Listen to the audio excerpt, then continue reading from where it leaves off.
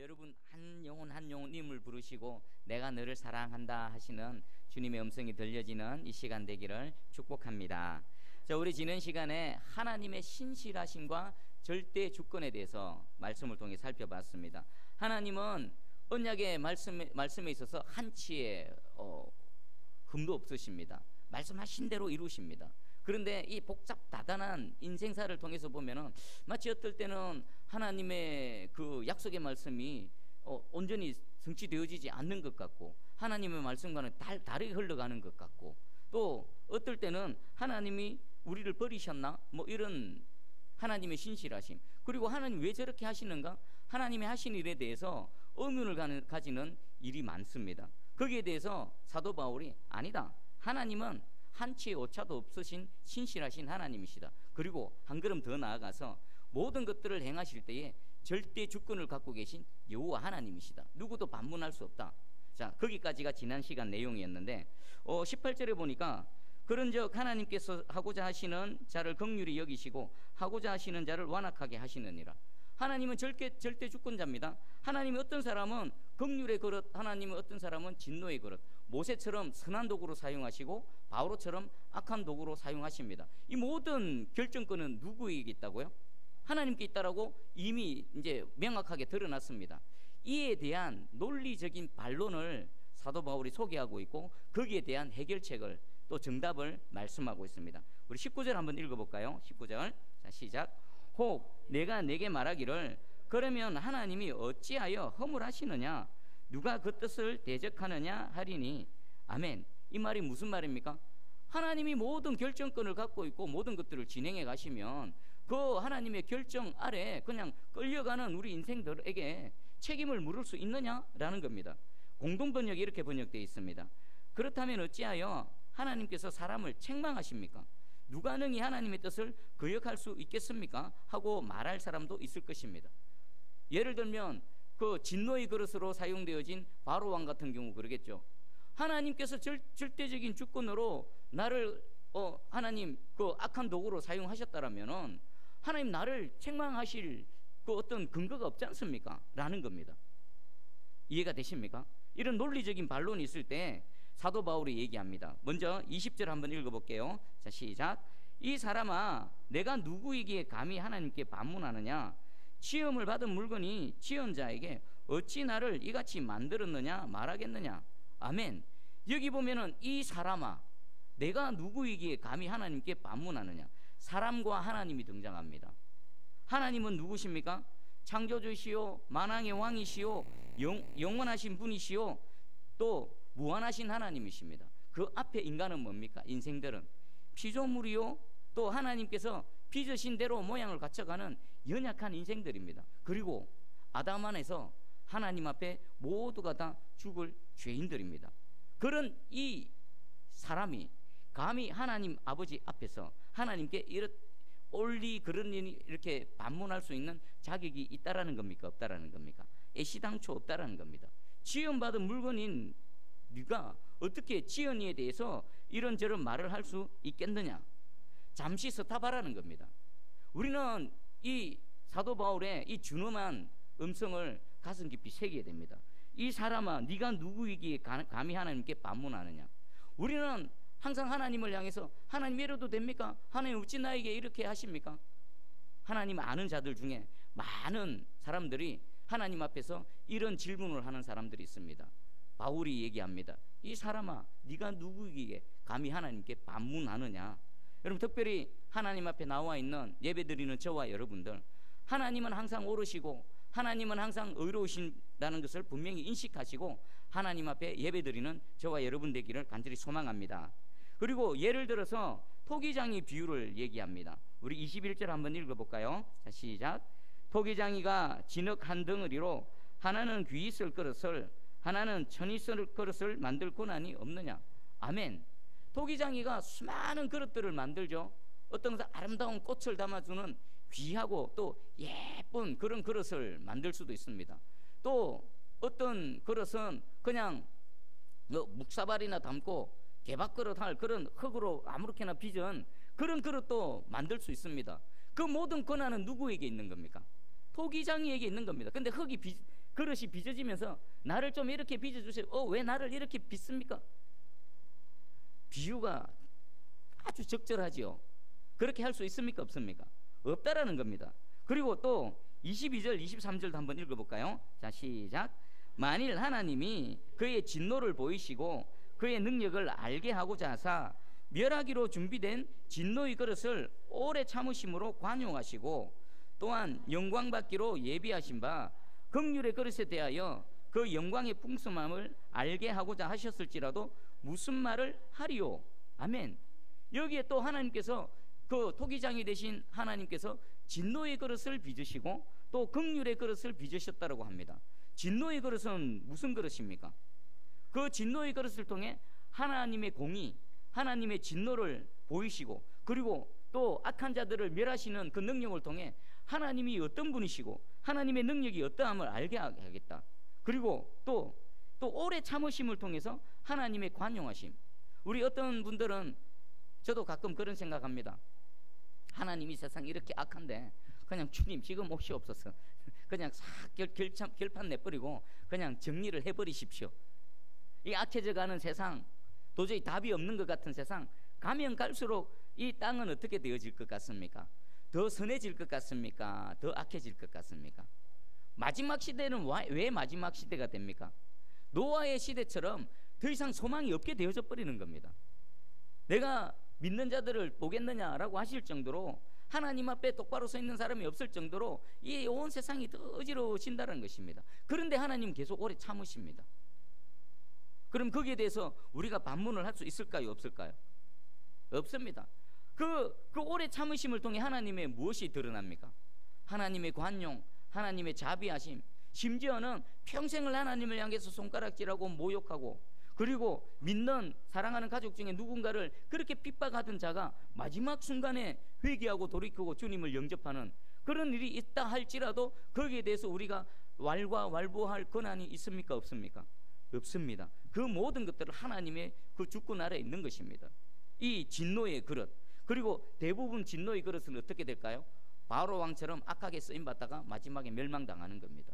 하나님 왜 그들은 그렇게 멸망당하게 내두십니까? 그것도 하나님 뜻 안에 있는 겁니다. 그리고 진노의 그릇을 긍휼의 그릇을 한번 살펴볼까요? 긍휼의 그릇은 무엇입니까? 영광받기로 예비하신 바로 그 긍휼입니다. 그 긍휼의 그릇, 그를 통해서 하나님의 영광을 받는 겁니다. 그 존재를 통해서 하나님께서 영광을 받으시고 그리고 그를 통해 하나님의 영광의 풍성하심이 어떠함을 알게 하기 위해서 긍휼의 그릇으로 사용하신다고 한들 누가 왈가왈부할 수 있습니까? 없습니까? 없습니다. 하나님이 그렇게 하시면 그렇게 하는 겁니다. 그럼 이 긍휼의 그릇은 누굴까요? 예수 그리스도를 믿고 그리스도 안에 있는 구원받은 자들이 이 긍휼 그릇에 해당되어지는 겁니다. 이 긍휼의 그릇에 대해서 계속해서 사도 바울은 설명을 합니다. 24절 한번 읽어보겠습니다. 24절 시작. 이 그릇은 우리니 곧 유대인 중에서뿐 아니라 이방인 중에서도 부르신 자니라. 아멘. 이 긍휼의 그릇이 누구라고요? 23절하고 24절은 연결되어 있습니다. 이 진노의 긍휼의 그릇을 24절에서 자세하게 소개하고 있습니다. 이 그릇 긍휼의 그릇이 우리니 누구라고요? 유대인 중에서뿐 아니라 이방인 중에서도 부르신 모든 자들, 부르심의 은혜를 입은 자들, 그리고 더 정확하게 말하면 하나님의 절대 주권에 의해서 택하심을 입은 자들, 이 모든 사람들이 긍휼의 그릇이라고 말하면서 좀 더 자세하게 설명을 하는데 이방인 중에서 부르신 자들에 대해서는 호세아 선지자의 예언의 말씀을 인용을 합니다. 우리 25절 26절 한번 읽어보겠습니다. 자, 시작. 호세아의 글에도 이르기를 내가 내 백성 아닌 자를 내 백성이라 사랑하지 아니한 자를 사랑한 자라 부르리라. 너희는 내 백성이 아니라 한 그 곳에서 그들이 살아계신 하나님의 아들이라 일컬음을 받으리라 함과 같으니라. 아멘. 호세아 선지자가 지금 예언했던 글을 인용하는데 내 백성이 아닌 자를 내 백성이라. 이들은 누구를 의미할까요? 이방인들을 얘기합니다. 아예 처음부터 하나님의 긍휼의 대상이 아닌 자들 같은 그 내 백성이 아니란 그들에게 찾아가셔서 하나님 뭐라고요? 너희는 내 백성이다. 그리고 사랑하지 아니한 자들을 찾아가셔서 내가 너희를 사랑한다. 그리고 또 보니까 내 백성이 아니란 그곳에서 그들이 살아계신 하나님의 아들이라 일컬음을 받으리라 함과 같으니라. 유대인들이 하나님을 향해 반문할 수 있습니다. 아니 하나님, 우리 혈통적인 이스라엘만 택하지 않으셨습니까? 저들은 택함의 은혜를 입지 못했고 하나님과 언약도 맺지 않은 그들인데 어찌 하나님 저들을 내 백성이라 하시며 어찌하여 저들을 하나님의 아들이라 일컬으십니까? 라고 유대인 입장에서 반문할 수 있겠죠. 그런데 하나님이 호세아 선지자의 말을 인용하면 이미 예언되어져 있는 겁니다. 너희가 보기에는 내 백성이 아닌 것 같지만 나는 그들을 내 백성 삼을 것이다. 너희가 보기에는 나의 사랑을 입지 않은 자 같지만 나는 그들에게 찾아가서 그들의 하나님이 되고 그들을 사랑할 것이다. 그리고 그들을 나의 하나님의 아들이라 일컬음받게 할 것이다 라고 하는 겁니다. 하나님이 하시는데 누가 반문할 수 있습니까? 아무도 반문할 수 없는 겁니다. 이 은혜로 지금 저와 여러분들이 이 자리에 서 있는 줄 깨달으시기 바랍니다. 그 다음에 이제 유대인 중에 남은 자들에 대해서 우리 27절 한번 읽어보겠습니다. 27절 자, 시작. 또 이사야가 이스라엘에 관하여 외치되 이스라엘 자손들의 수가 비록 바다의 모래 같을지라도 남은 자만 구원을 받으리니 아멘. 하나님이 이 이스라엘 유대인 중 이스라엘 백성들 중에서 누구만 구원을 받는다라고 말씀하십니까? 남은 자만 구원받는다. 아브라함의 그 육신적인 혈통적인 그 아브라함의 후손들이 바다의 모래같이 많을지라도 정작 나의 구원의 은혜를 입는 자는 누구만 된다고요? 남은 자만. 그럼 이 남은 자들이 누굴까요? 29절에 소개합니다. 제가 읽어드릴게요. 또한 이사야가 미리 말한 바 만일 만군의 주께서 우리에게 씨를 남겨두지 아니하셨더라면 우리가 소돔과 같이 되고 고모라와 같았으리로다 함과 같으니라. 이 씨, 남은 자, 이들은 누굽니까? 약속의 자녀죠. 이미 사도 바울이 언급했던 약속의 자녀. 약속의 자녀는 누굽니까? 오직 하나님의 말씀을 믿는 믿음으로 하나님의 자녀 되어진 자들입니다. 이 원리는 이방인에게도 동일하게 적용되어지고 혈통적인 이스라엘에게도 동일하게 적용되어졌다고 그랬죠. 아무리 피가 아브라함의 피라 하더라도 그 약속의 자녀, 하나님의 약속의 말씀을 믿지 않는다라면은 이 씨에 속하지 않고 이 남은 자에 속하지 않기 때문에 구원의 은혜를 입지 못한다라는 겁니다.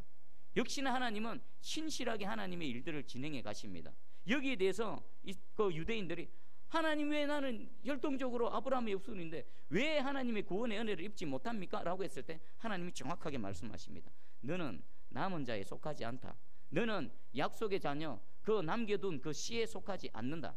동시에 또 하나님께서 씨를 남겨두시는 것도 누구 소관입니까? 하나님 소관입니다. 그 남은 자를 택하시고 남은 자를 따로 떼어두시는 것도 여호와 하나님의 그 절대 권한인 것입니다. 만약에 여러분 한번 생각해 보십시오. 이스라엘의 출애굽에서부터 한번 생각해 보십시다. 출애굽에서부터 광야의 여정, 그리고 가나안 땅에서 살아오면서 또 그 사울, 그리고 다윗의 왕, 솔로몬의 왕 지나면서 또 분열 왕국을 지나면서 심지어는 완전히 아수르에 의해서 북이스라엘 멸망당하고 바벨론에 의해서 남유다가 멸망당하고 70년이 지나서 다시 그 포로 귀환이 되어져서 무너진 성전을 다시 세워나가며 이스라엘이 회복되어지는 데 있어서 하나님이 만약에 그들에게 남겨둔 자를 그 이 씨를 남겨두지 않으시면 그 혈통적인 아브라함의 후손은 사실상 하나님의 공의에 딱 갖다 대면은 살아남을 자가 한 명이라도 있을까요? 없을까요? 있겠습니까? 없겠습니까? 예레미야, 이사야, 또 에스겔 선지자 시대 때에 그들이 하나님을 떠나 있는 그 이스라엘 백성들을 향해서 하나님께서 선지자를 보내시고 너희는 돌아오라 생수의 근원 대신 여호와 하나님을 버리고 엉뚱한 데 가지 말고 하나님께로 돌아오라 했을 때 그들이 진정 그 민족적으로 회개하고 돌이키고 하나님께로 돌아왔습니까? 안 왔습니까? 안 돌아왔죠. 그러니까 망했죠. 근데 망해버리는 그 순간에도 하나님은 이 남은 자들을 하나님께서 따로 떼어두신 겁니다. 그러니까 이 남은 자라고 해서 특별히 대단한 사람들입니까? 아니면 다 함께 망해져가는 사람들 중에서 하나님의 은혜로 남아있는 자들입니까? 은혜로 남아있는 겁니다. 지금 하나님 그걸 말씀하시는 겁니다. 내가 씨를 남겨두지 않았더라면 너희는 소돔과 같이 고모라와 같이 이미 다 멸망당하는 거다. 그러면 이 말씀을 저와 여러분들에게도 적용하면 저와 여러분들이 뭐 대단해서 이 남은 자의 은혜 또 내 백성이 아닌 그 백성이 찾아오셔서 너희는 내 백성이다. 하나님의 아들이라 일컬음 받지 않는 그곳에서 너희는 하나님의 아들이라 일컬음 받을 것이다 라는 이 은혜가 저와 여러분들로부터 기인된 겁니까? 택하심의 완전한 절대 주권 계신 하나님으로부터 기인되어진 겁니까? 하나님으로부터인 겁니다. 우리가 영적으로 교만할 필요가 있을까요? 아니, 우리가 또 하나님을 안다라고 해서 지금 바깥에 있는 저 사람들을 향해 나는 대단해, 나는 너희와 달라, 이런 마음을 품을 이유가 있을까요? 없습니다. 없어요. 하나도 없습니다. 지금 이 밤에 친구들하고 하루 일과를 마치고 저녁 식사하면서 소주잔 드리우는 그 사람들이나 오늘 우리가 예배 드리는 저와 여러분들이나 하나님 앞에서는 다를 게 하나도 없습니다. 다만 어떤 은혜를 입었다고요? 택하심의 은혜를 입은 겁니다. 그리고 그 은혜로 지금 이 자리에 있는 겁니다. 하나도 내세울 거 없고 자랑할 거 없고 그 다른 사람들을 향해서 너희는 못해, 이런 높은 마음을 품을 게 아무것도 없다라는 겁니다. 이 씨를 남겨두신 분은 누구라고요? 하나님이시요. 남겨둔 자도 하나님이시요. 저와 여러분들은 원래 하나님의 백성이 아닌데 하나님이 찾아오셔서 내가 너희를 내 백성 삼아 주겠다, 은혜를 일방적으로 베풀어 주신 겁니다. 자, 그러면 이제 그 혈통적으로 그 유대인의 입장에서는 뭔가 모순되는 현실인 것 같습니다. 우리 의를 따르지 않던 그 이방인들이 하나님의 의를 입었습니다. 그리고 의의 법을 따라가던 이스라엘은 하나님의 구원의 이 은혜, 의를 얻지 못했습니다. 그게 30절 31절 한번 읽어봅니다. 자, 시작. 그런즉 우리가 무슨 말을 하리요? 의를 따르지 아니한 이방인들이 의를 얻었으니 곧 믿음에서 난 의요, 의의 법을 따라간 이스라엘은 율법에 이르지 못하였으니. 아멘. 잘 한번 보십시오. 바울이 이렇게 얘기하는 겁니다. 아니, 유대인의 입장에서 이 반론을 제기할 수 있는 그 어떤 그 예를 하나 든 겁니다.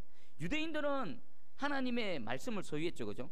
언약을 소유했고 말씀을 알고 또 그 율법대로 살아내기 위해서 그렇게 평생을 애쓰고 수고했고 그렇게 살아왔습니다. 그런데 그들은 하나님으로부터 의롭다 인정받지 못했습니다. 근데 오히려 하나님을 알지도 못하고 말씀을 소유하지도 못했고 그리고 애초에 하나님을 예배하지도 못했던 그 이방인들이 하나님이 인정하시는 의를 입었다라는 겁니다. 그 무엇이 이들을 갈라놔 버렸고 무엇이 유대인들을 하나님의 의를 얻지 못하게 했을까요? 이방인들이 얻게 된 의는 무엇이라고 말합니까? 믿음에서 난 의. 이방인들은 율법에서 난 의가 아니라 믿음에서 난 의요. 또 우리 유대인들이 추구했던 의는 무슨 의입니까? 율법에 의한 의라는 겁니다. 그러면 율법에 의한 의는 뭘까요? 율법을 지킴을 통해서, 율법을 행함을 통해서 스스로 얻게 되어지는 의, 이것을 얘기하는 것이고, 이방인들은 조금 전에 설명드렸던 것처럼 저나 여러분들 아무것도 하나님 앞에 내세울 게 없음에도 불구하고 하나님이 우리에게 제시해 주신 구원의 방법 있죠. 그 구원자 되시는 예수 그리스도, 내가 너희를 이렇게 구원할 것이다, 내가 너희를 이렇게 나의 백성으로 삼아 줄 것이다 라고 했던 그 하나님의 말씀을 믿는 믿음에서 난 의로 저와 여러분들은 의롭다고 하나님께서 인정해 주신 겁니다. 그런데 유대인들은요, 하나님께서 제시하시는 그 방법이 아니라 스스로가 율법의 행위를 통해서 그것을 통해 자기 의로서 구원받으려고 했던, 그것 때문에 오히려 걸려 넘어졌다는 것입니다. 사도행전 19장 39절입니다. 또 모세의 율법으로 너희가 의롭다 하심을 얻지 못하던 모든 일에도 이 사람을 힘입어 믿는 자마다 의롭다 하심을 얻는 이것이라. 아멘. 잘 설명하고 있죠. 모세의 율법으로 너희가 의롭다 하심을 얻지 못했다라고 말합니다. 이스라엘 백성들, 그 유대인들은 율법을 행함을 통해 하나님으로부터 의롭다고 인정을 받으려고 그렇게 몸부림쳤습니다. 그런데 실패했습니다. 그런데 또 이 사람을 힘입어 믿는 자마다 의롭다 하심을 얻는 이것이라. 이 사람은 누굽니까? 예수 그리스도십니다. 우리의 구원자 되시는 예수 그리스도를 하나님께서 우리에게 제시해 주시고 이 예수 그리스도를 믿는 자마다 의롭다 하심을 얻는 이것이라. 바울은 지금 계속 같은 얘기를 하는 겁니다. 오직 예수 그리스도를 믿는 믿음으로 의롭다함 받고 남겨진 자가 되어지고 택함의 은혜를 입고 구원받는다. 이것을 계속해서 반복해서 우리에게 강조하고 있습니다. 자, 그러면 의의 율법을 추구했던 그 혈통적인 그 아브라함의 후손들, 그들은 왜 의에 이르지 못합니까? 우리 32절 정확하게 설명하고 있습니다. 32절 한번 읽어보겠습니다. 자, 시작. 어찌 그러하냐? 이는 그들이 믿음을 의지하지 않고 행위를 의지함이라 부딪힐 돌에 부딪혔느니라. 아멘. 이들은 하나님이 제시해 주신 믿음을 의지하지 않고 무엇을 의지했다고요? 스스로의 행위, 율법을 행함으로 스스로 의롭다라고 하는 그 행위를 의지했다라는 것입니다. 자, 그리고 로마서 3장 20절 소개해 드릴게요.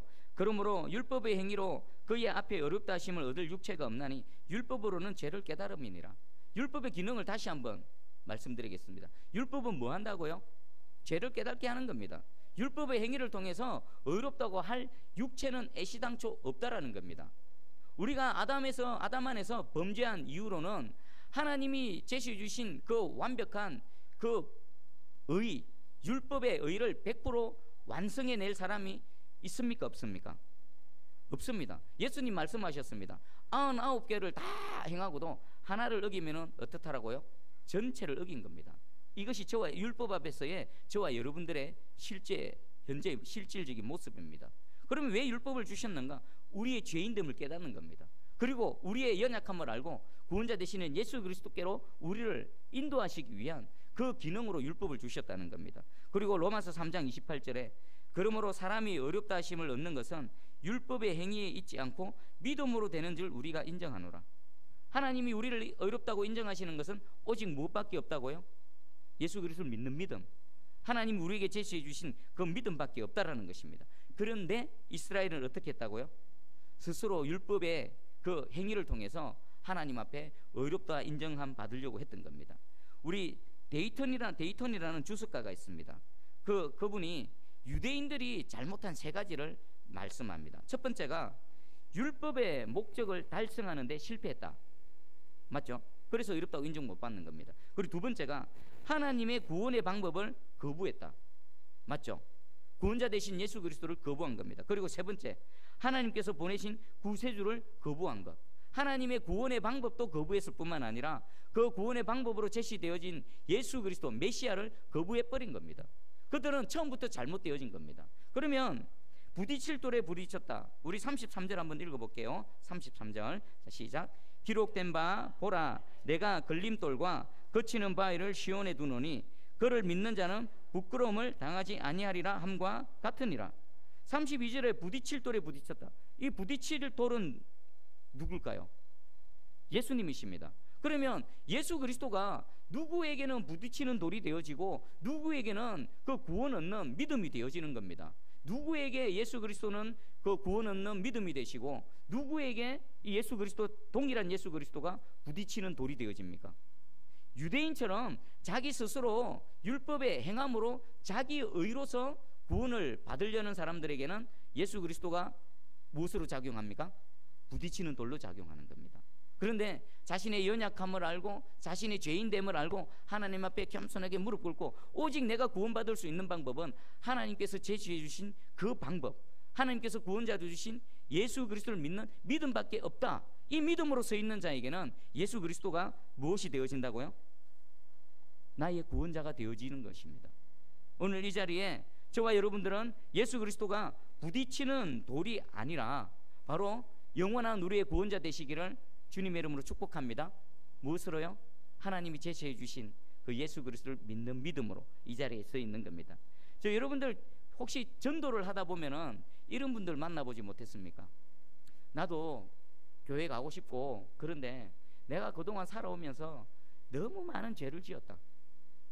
내가 너무 많은 죄를 지어서 감히 하나님 앞에 나가지 못하겠다. 제가 고등학교 때 친구가 이런 말을 했습니다. 고등학교 친구 중에 가까운 친구인데 제가 이제 신앙생활 하기 시작하고 그 친구에게 전도를 했더니 그 친구가 하는 말이 자, 이것은 겸손일까요? 아니면 자기의일까요? 이 친구는 지금 예수 그리스도를 믿는 믿음으로 하나님을 바라보는 겁니까? 아니면 자기가 지금까지 살아온 그 삶의 행위를 통해 하나님 앞에 하나님을 바라보는 겁니까? 자신의 행위를 보고, 그죠?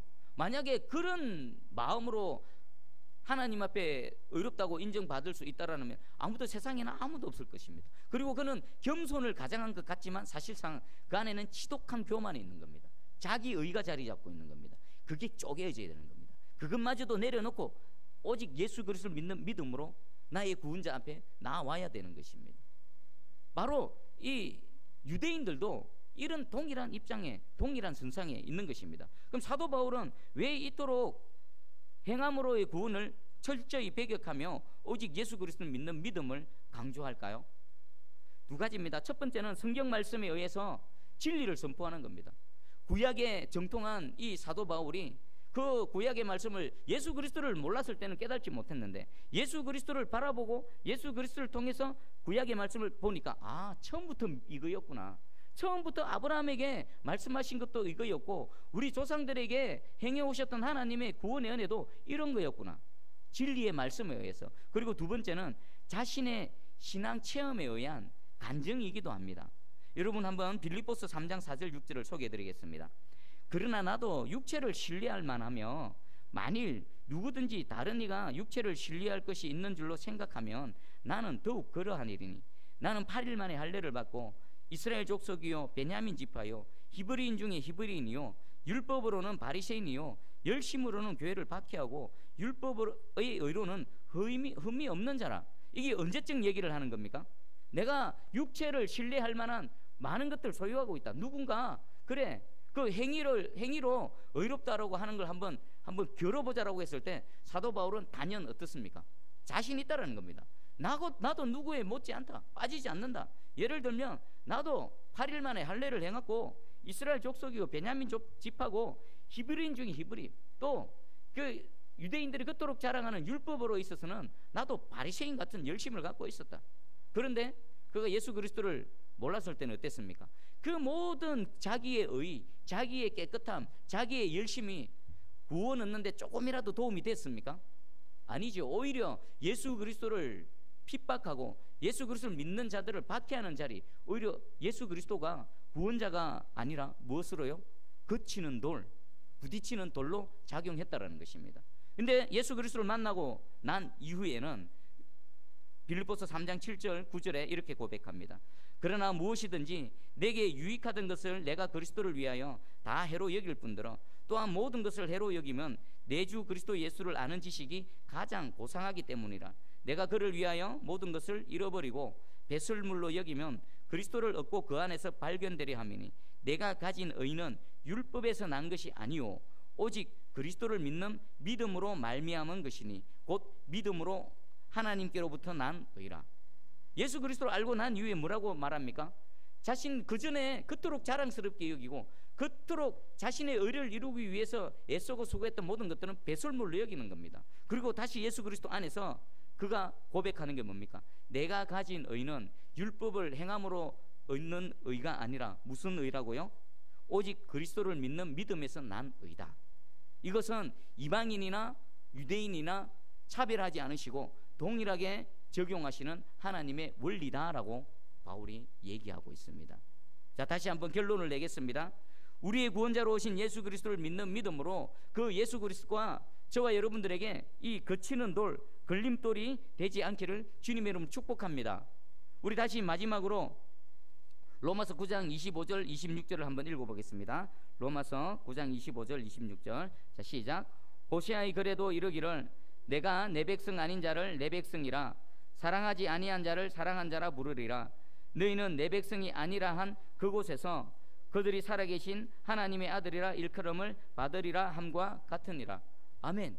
우리가 이 은혜 가운데 있는 겁니다. 저와 여러분들은 처음에는 하나님의 백성이 아니었습니다. 처음에는 하나님의 나라와 아무런 상관없고 하나님의 공동체로부터 소외되어져 있었던 그런 자들이었습니다. 근데 하나님께서 그런 저와 여러분들을 불쌍히 여기시고 예수 그리스도를 보내주시고 예수 그리스도를 통해서 막혀있는 모든 담들을 허물어 버리시고 화목제물로 하나님과 우리 사이에 화평케 하시고 예수 그리스도를 믿는 믿음으로 하나님의 사랑하는 자라, 하나님의 자녀라 일컫는 은혜를 더하여 주셨습니다. 그런데 이 은혜를 입기 위해서 저와 여러분들이 한 게 하나라도 있습니까? 없습니까? 없습니다. 지금 여러분들이 교회를 열심히 섬기고 예배도 잘 드리고 뭐 헌금도 하고 직분을 맡아가지고 뭐 이것도 하고 저것도 하는 게 하나님 앞에서 저와 여러분들의 의가 될 수 있습니까? 없습니까? 없습니다. 내가 평생을 내가 주님을 향해 내 목숨을 다 던졌습니다. 아니면 저 선교지 가서 내 목숨을 내던져서 순교했습니다. 해본들 그것이 하나님 앞에 의로 내세울 수 있습니까? 없습니까? 없습니다. 여러분들 가정이 믿음의 가정이 되어져서 3대 4대 믿고 섬기고 교회를 뭐 한 10개를 뭐 세우고 수많은 사람들을 주께로 돌이키는 그런 능력의 사역을 행했다. 그것 갖고 하나님 앞에 내세울 수 있습니까? 없습니까? 없습니다. 하나님이 그렇게 사용하셨을 뿐입니다. 그런데 우리는 얼마나 교만합니까? 조금만 뭐하며 교만. 저는 제가 너무 싫습니다. 도대체가 뭐 이런 게 있는 게 모르겠습니다. 조금만 뭐 하면은 막 금방 교만해지려고 하고, 조금만 뭐가 잘 되어지면은 막 아이고 내가 잘해서 그런 것 같고. 그런데 또 연약한 게 조금만 뭐 문제가 생기면 무슨 큰일이 난 것처럼 막 주눅 들고 의기소침하고. 저는 제가 어찌할 수가 없이 뭐 이런 게 있는지 모르겠습니다. 하나님이 조금만 안 붙들어 주시면 도대체가 무슨 짓을 할지 모르는, 그런데 또 하나님 교회를 맡아가지고 여러분 양무리들을 이끌어 가야 되기 때문에 무릎으로 안 있으면 엉망이 되겠죠.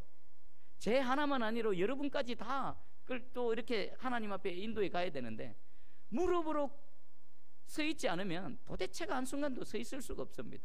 그리고 우리 지난 주일날 우리 구국 기도회 갔을 때 그 장로님께서 말씀하실 때 정말 겸손해져야 되겠구나 라는 생각이 어떨 때 했냐면은, 그분이 뭐 인도나 지금 막 팔레스타인 지역을 이렇게 다니실 때에 그 인도 지역에 가서 그분이 5대째 믿는다라고 하시더라고. 5대면 대단하지 않습니까? 바로 한국 개신교 처음부터 믿었던 가문입니다. 5대째 대단합니다. 그런데 그 인도에 가서 또 물어보니까 얘기하다 보니까 예수를 믿는 인도 사람이, 인도에서 예수 믿는 사람 만나기 힘들죠. 그래서 반가워서 막 얘기하니까 언제부터 예수 믿으셨습니까? 그러니까 그 가문은 도마 때부터 믿었다 하면 도마 때가 언제입니까? 수천 년 전부터 믿은 겁니다. 자기는 5대 믿었다라고 자부심을 갖고 있는데 도마 때 믿은 사람을 만나니까 머리가 깨갱해지는 겁니다. 그리고 팔레스타인 지역에 가서 또 이리저리 생활하다가 예수 믿는 사람을 만났습니다. 언제부터 믿었습니까? 한번 추측해 보십시오. 최대한 추측해 보십시오. 최대한. 그 조상들 예수님 시대 때부터 믿고 지금까지 믿고 있다라는 겁니다. 우리가 얼마나 그걸 얘기 듣는 순간에 우리가 얼마나 교만한가, 우리 한국 교회가 얼마나 교만한가, 우리가 지금 하나님의 은혜로 이 교회사 가운데 놀라운 부흥의 은혜를 입고 미국 교회 다음으로 세계 많은 선교사를 파송하고 있다라고 떠들고 자랑하고 있는데, 우리 한국 교회가 얼마나 교만한가. 그들이 예수님을 믿는 순간부터 팔레스타인 그 지역에서 지금 예수 믿을 때에 우리처럼 편안하게 예수 믿을까요? 목숨 걸고 믿는 겁니다. 목숨 내놓고 믿는 겁니다. 인도에서 그렇게 테러 당하게 하면서 도마 시대 때부터 예수님의 제자, 그 도마 시대 때부터 지금까지 믿어오는 그 가정 안에 얼마나 많은 순교자가 있었겠습니까? 얼마나 많은 사람들, 친척, 일가, 사랑하는 자들이 실제로 돌에 맞아 죽은 사람들이 얼마나 많이 있었겠습니까? 그래도 겸손하게 주를 섬기고 있습니다. 그런데 우리는 조금만 뭐 하면 자랑하려고 그러고, 교회 안에서 조금만 뭐 하면 자기가 섬겼다고 그러고, 무슨 직분이 있으면 그게 계급인 줄 알고 떠들고. 회개하십시다. 맞습니까? 틀립니까? 얼마나 우리가 더 낮아져야 되고 얼마나 더 무너져야 되고, 왜 이 나라 이 민족이 지금 이 모양 이 꼴이 되어졌습니까?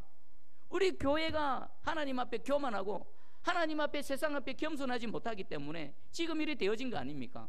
우리는 누구라도 5대 10대를 믿었다 해도 그것이 자랑이 안 됩니다. 여러분 평생에 피를 이 땅에 다 뿌려도 하나님 앞에 자랑할 건 못 됩니다. 그저 감사하고 그저 은혜입니다. 하나님 앞에 무릎 꿇고 엎드리는 것 말고는 할 게 없습니다. 이런 저와 여러분들이 되기를 간절히 소망합니다. 이런 우리 새순교회 되고 우리 한국 교회 되어지기를 주님의 이름으로 축복합니다.